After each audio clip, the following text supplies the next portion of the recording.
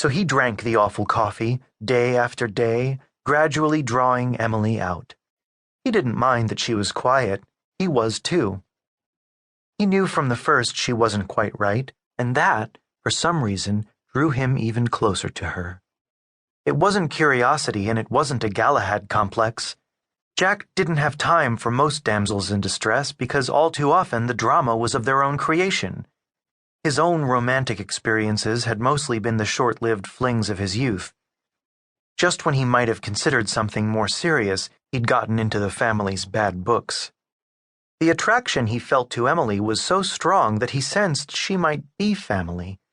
But she didn't act like it, didn't know any of the passphrases, and he didn't dare push any further when she kept looking at him like he was crazy, saying things she didn't understand. It had to be going into the sunshine, fresh from a job and taking out a serial killer that very first night they met that made her seem different, he reasoned. But his desire never dimmed. So he continued to stop by the diner whenever he could, and sometimes they'd chat, and he'd swallow the awful coffee, thinking, someday it will be better than this. We'll be together. Then he'd go home and try to sleep, and try to put her out of his mind, and fail at both. His obsession took deep root. He hadn't really meant to follow her home 3 weeks after their first meeting. Their respective paths didn't overlap in any way. He attributed the coincidental change in his route to his well-honed sense for trouble, and he thought he'd managed to keep from being observed following her, another Fangborn skill. It was the 4th time that it happened, what was becoming a habit of sorts, that he realized he was getting hung up on Emily Vargas. Maybe that's why he never picked up that Sully was following him. Hung up was a nicer way to think of it than obsessed.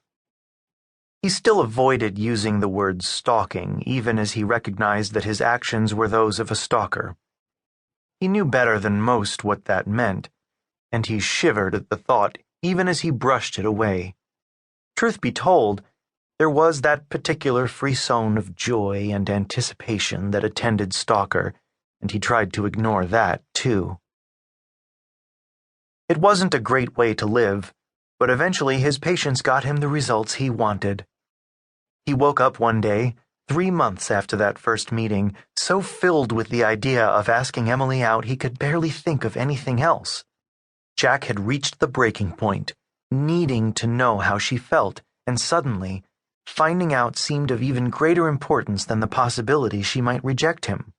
After an interminable day of filing boilerplate paperwork at his insurance job, he went to the diner that evening, reasoning that she'd feel safer than if he'd tried to catch up with her as she left her shift.